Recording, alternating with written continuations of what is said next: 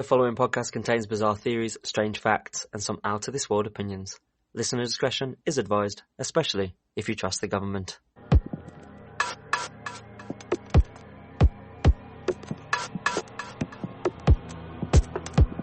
Welcome back, conspiracy lovers, to another episode of Conspiracy, the show where no story is too strange, no theory too far-fetched, and no one is safe from our deep dives into the unknown.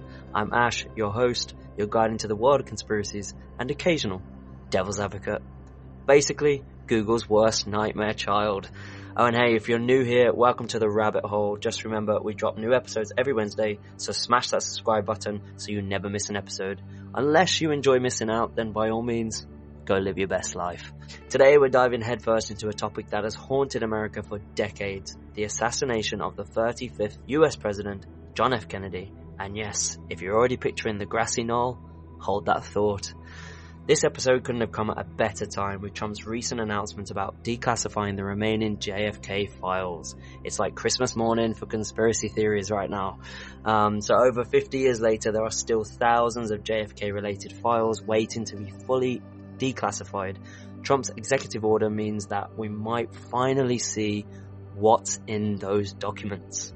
Conspiracy theorists will be eagerly waiting to pore over them, and Trump quoted as he signed the order, "That's a big one. A lot of people have been waiting for this for years, for decades." And I love how Trump calling the JFK file releases a big one. It's classic Trump. "Everything they do is the best thing that has ever happened to the United States of America." He's always like the guy who's hosting a game show instead of declassifying historic documents. I half expected him to pull out a golden envelope and say, "And the conspiracy is..." Honestly, he's a laugh a minute and you just never know what's going to come out of this guy's mouth. But back to JFK. Some critics, including JFK's grandson, have condemned the move of releasing classified documents, suggesting Trump is using the notorious 1963 killing as a political prop. "I think it's just fake news from China."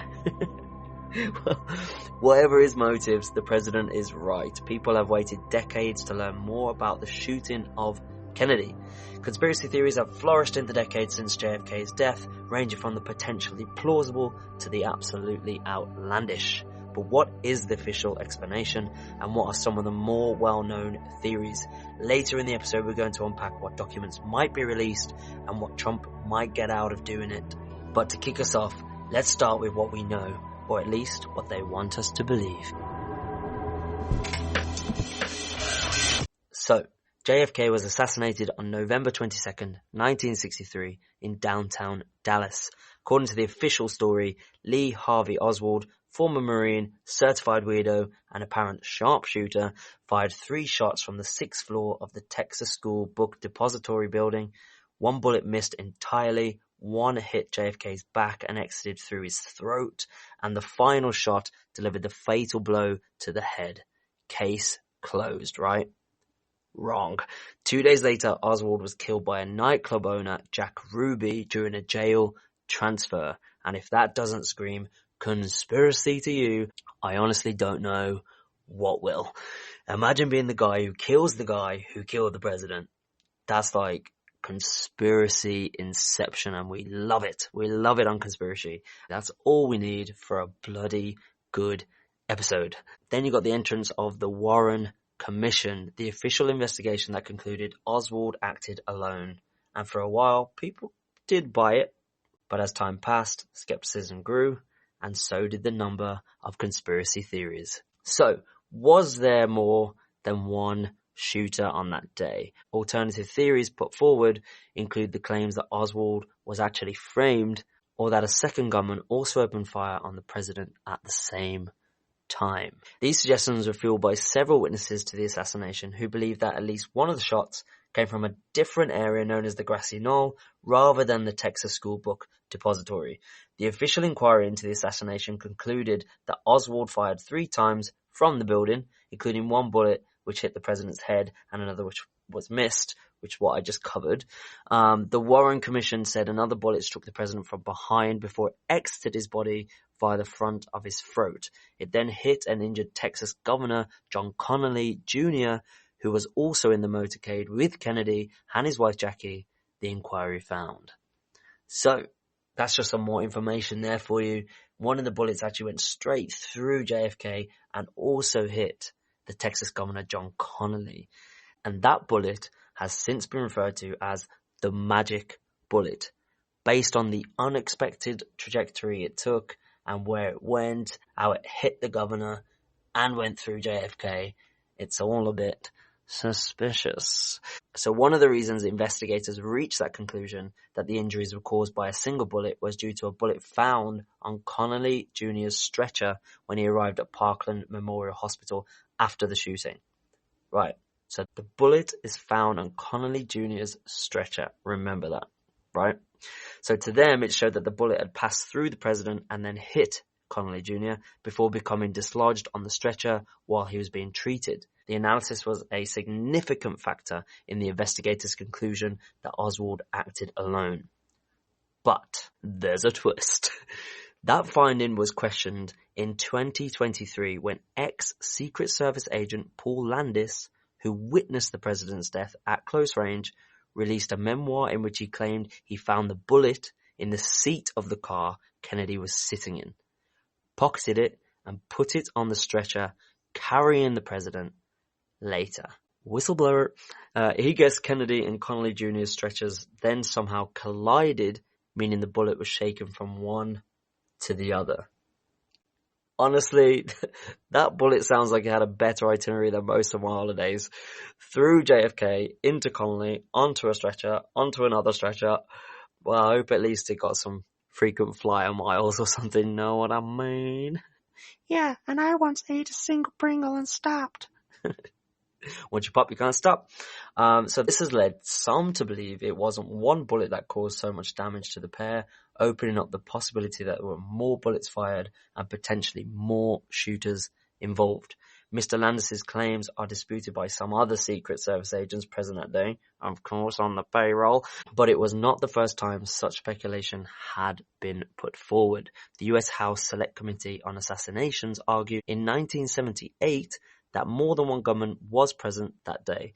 Kennedy's own nephew, Robert F. Kennedy Jr., who's now on Trump's team, Mr. Trump's pick for health secretary, is going to sort out America, get them off the Mackies, going to take out all that crap from Coca-Cola, all the fluoride from the water. Let's see how much of that comes to light. But yeah, so he's also said he is not convinced just one man was behind his uncle's murder. So it does make you question, if everybody's questioning who was behind the murder, there's so much speculation. Why is JFK's grandson so anti, let's release the documents? That's unknown, but I'm sure as the new documents do start to come out, we're going to learn why he's so anti it. Maybe. Let's see. But with so many questions around this shooter, this idea in turn has led to plenty of theories about a larger conspiracy involving powerful forces domestically or internationally. And then there's the Zapruder film. So this is the home video of the assassination. It's been analysed more times than Taylor Swift's dating history, let me tell you. And some argue it supports the grassy knoll theory rather than the one shooter theory. And honestly, if nothing else, it's proof that even in the 60s, people were documenting everything. And we have to highlight the fact that there are so many theories over JFK, which in my opinion highlights the level of mistrust people have in governments. Like, if you trusted your government and they told you one thing happened, you'd say, okay, fine, like, we trust you, you've given us reason to trust you. But because that's not a thing, that's why theories like this spark. So it is down to the way that it is communicated to the public and also how everything's communicated to the public. And I think that's what Trump's trying to do now, is rebuild that trust in the government. But we're going to touch on that a little bit later. So according to Dr. Darren Reed, associate professor at Coventry University and an expert in American politics and history, also backed up the idea that people have this mistrust in the government. And that's why we are seeing so many theories come out and play out for so many different aspects of American life. But many of the conspiracies suggest the US government itself was directly involved in Kennedy's death. though they aren't always clear about who within the government might have been responsible, there is definitely a theory, and we've all heard them, we've all seen him. The government killed JFK. The government did it because JFK was outspoken and didn't want to follow the rules. He wasn't easily controlled. There are many, many ways to look at this, but one popular accusation claims Lyndon Johnson, Kennedy's vice president, ordered the hit. So according to the book, The Man Who Killed Kennedy, The Case Against, by libertarian political activist Roger Stone, Kennedy's successor murdered not only Kennedy, but also several others on his path to political power. Most believers of this theory say that Johnson had the motivation, a desire for presidency, and that he worked with a shadowy group of co-conspirators. So basically what they're saying is LBJ orchestrated this whole thing because he wanted to be president. Imagine wanting a job so badly, you're like, sure, let's add murder to the resume. Why don't we put that on the CV? Like, what? How badly do you want to become president? That is your only route. But, you know, I mean, to become the most powerful man in the world, in quotation marks, maybe that is the lengths that people go to. And to be honest, most of us have lied in our CVs from time to time to get a job. So, I mean... But then let's move on to another one. So we have the several iterations of the mafia. The mafia theory. So the mob. Nothing says classic conspiracy like organized crime. When in doubt, blame the mafia. Honestly, they've been credited with everything except global warming at this point. Give it time though. The mob melted the ice caps. Has a ring to it. Well, one theory suggests that New Orleans mobster Carlos Marcello orchestrated the hit. Why? Because JFK's brother Robert was cracking down on organized crime as Attorney General. Apparently the mob doesn't take kindly to that sort of thing. Carlos Marcello was also deported to Guatemala after Kennedy came to office. So when Marcello later made his way back to the United States, he allegedly made threats against the president. He also allegedly made a jailhouse confession of killing the president to an FBI informant. Carlos Marcello and his confession. I'm not sure, I mean, it is an FBI informant, so I'm not sure how credible that is. But also mafia conspiracy believers point to Lee Harvey Oswald, the guy that shot the gun and then was killed days later.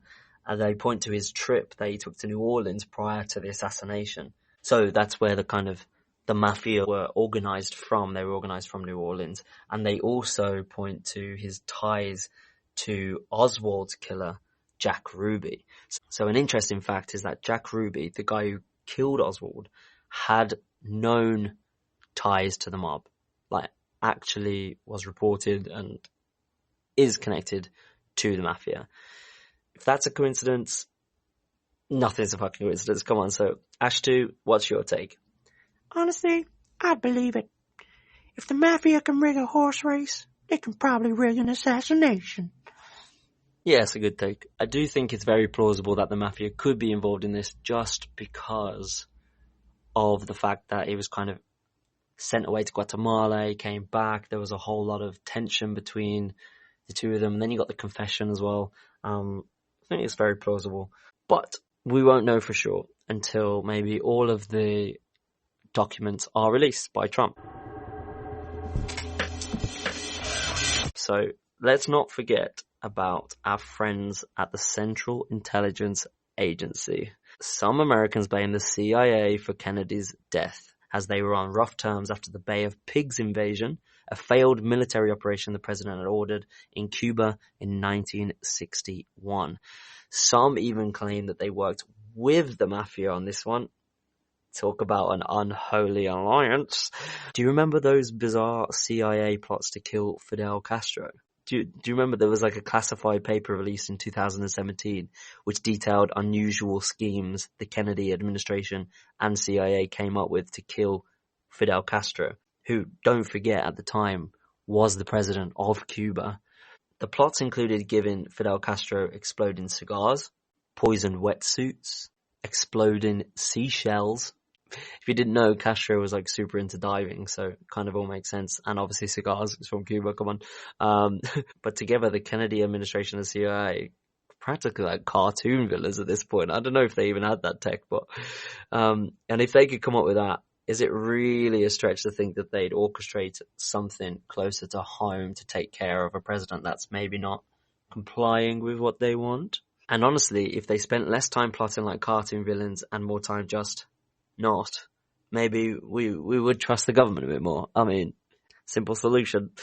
But theorists believe tensions built up after the failed assassination attempt on Castro, which led the CIA to retaliate by having Kennedy killed. CIA conspiracies often overlap with mob conspiracies because of revelations that the agency worked with organized crime on its Castro schemes, at one point hiring an intermediary to approach mafia boss Sam Giancana to offer him $150,000 to hire some gunmen to go into Cuba and kill Castro. So why is the finger pointed at Castro? Well, the finger of blame has always been pointed at this Cuban leader who may have wanted to hit back at American attempts to kill him and overthrow his communist government.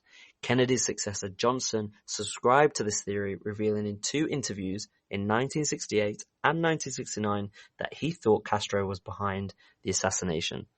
Castro denied the allegations, calling the idea absolute insanity in a 1977 interview. He said that having the president killed would have been too dangerous for Cuba as it risked a brutal US retaliation. I don't know what to believe there. I think that Castro is definitely a figure, definitely a dictator. His country was run by communists, hence why he was overthrown. So, I don't know if it was Castro who orchestrated the JFK assassination. I think it's a very easy cop-out or a very easy place to put the blame, just because of the tensions that were happening between Castro and the US and Cuba. Do I think he's responsible for it? Probably not. I think it's more likely that it's closer to home. But if it's not Castro, and it's not that gunman, and it's not the CIA, then who else could it be? I mean, Dr. Reed says JFK conspiracies are so prolific and that there are too many to name.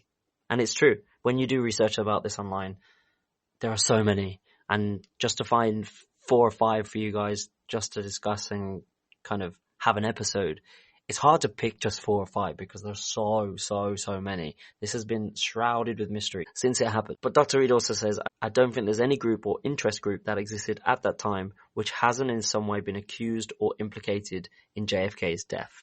So I think everyone's been highlighted at this point, and probably the ones that haven't been highlighted, like the real leaders of the world, might be to blame. But many, according to polls taken in the US on the subject, simply expressed dissatisfaction with the official story and believe there are plenty of viable alternatives. Dr. Reed believes the assassination and the conspiracies around it have become a part of US culture.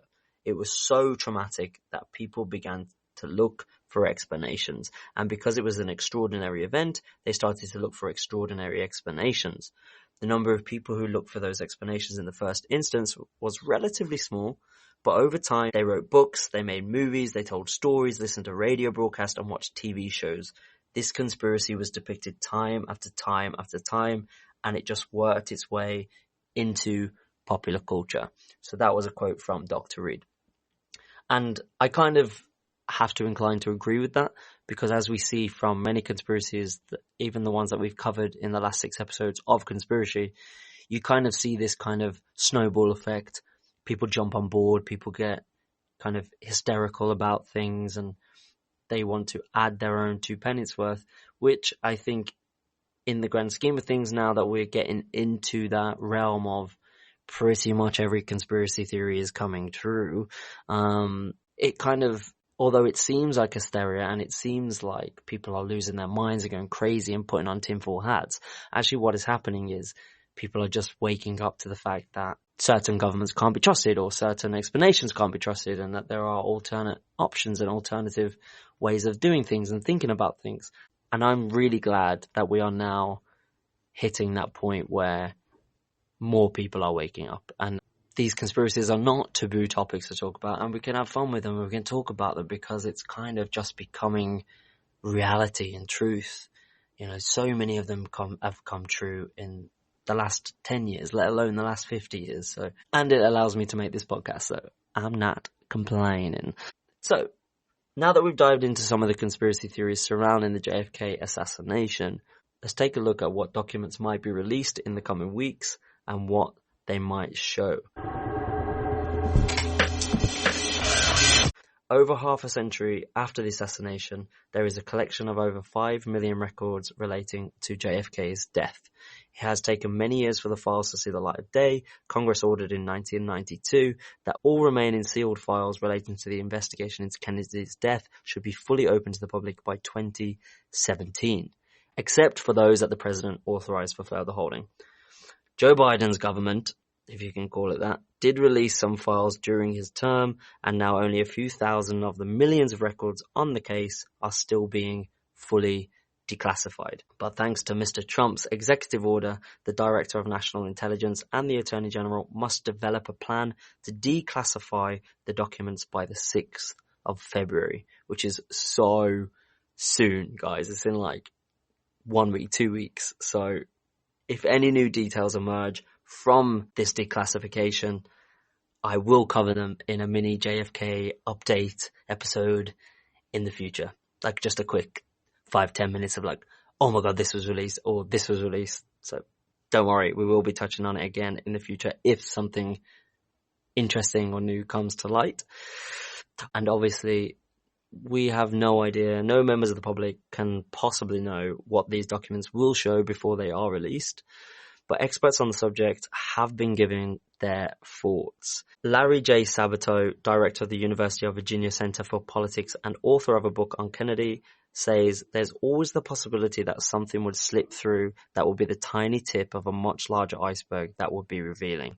That's what researchers look for. Now, odds are you won't find that, but it's possible that it's there. Mr. Sabato also previously said, it just seems so fantastical that one very disturbed individual could end up pulling off the crime of the century. But the more I studied it, the more I realized that is a very possible, maybe even more probable, in my view, hypothesis. Gerald Posner, author of Case Closed, which concludes that assassin Lee Harvey Oswald acted alone, says, anybody waiting for a smoking gun that's going to turn this case upside down will be sorely disappointed. Dr. Reed says he's really excited to read what's in these documents, but admits he would be surprised if there were any major revelations. But there might be some intriguing clues, and it will certainly be enough ambiguity to fuel 1,000 more conspiracy theories for the next 50 years. So, we're going to do an episode every year for the next 50 years? Only if we get some sponsorships, boyo. We got to make some money. But yeah, I just find it interesting that people are kind of not assuming that there's going to be any revelations from these documents that are going to be released. Personally, I think there's a reason why these ones in particular of all the millions haven't been released, and also why, you know, JFK's grandson is also a bit like, I don't want these out there. I think there might be something in there.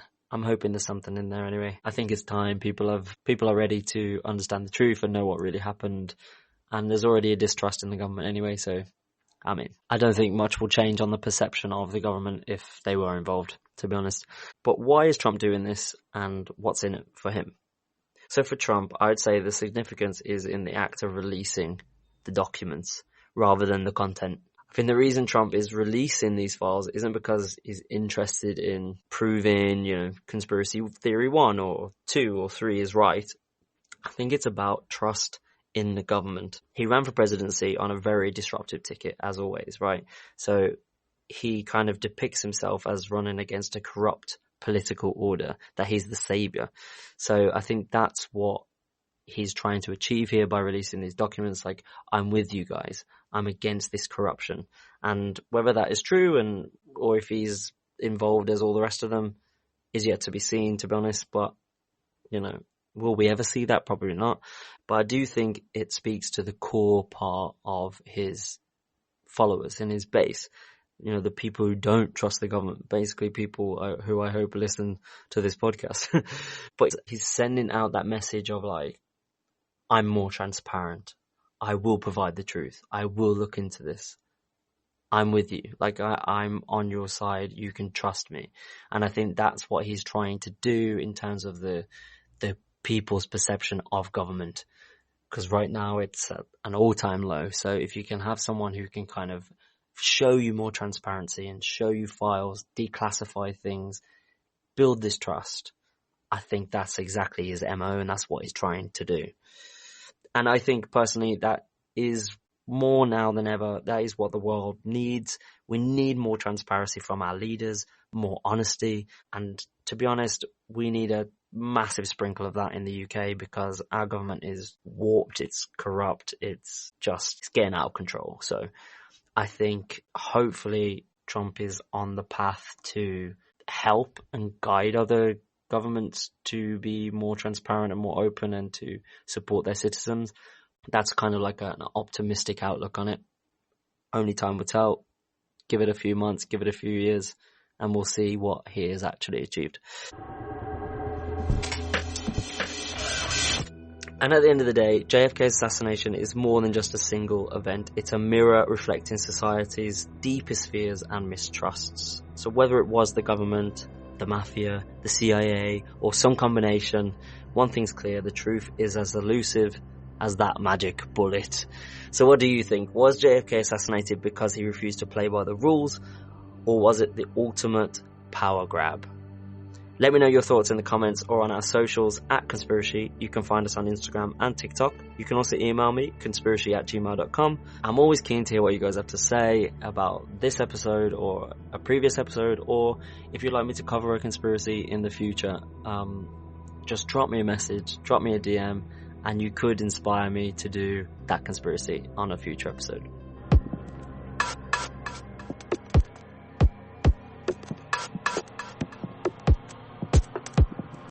That's it for today's episode of Conspiracy, where weird is the new normal. Join us next Wednesday for a brand new conspiracy theory. And if you liked today's episode, don't forget to hit subscribe, leave a review, and share it with your conspiracy loving mates. And remember, the truth is out there.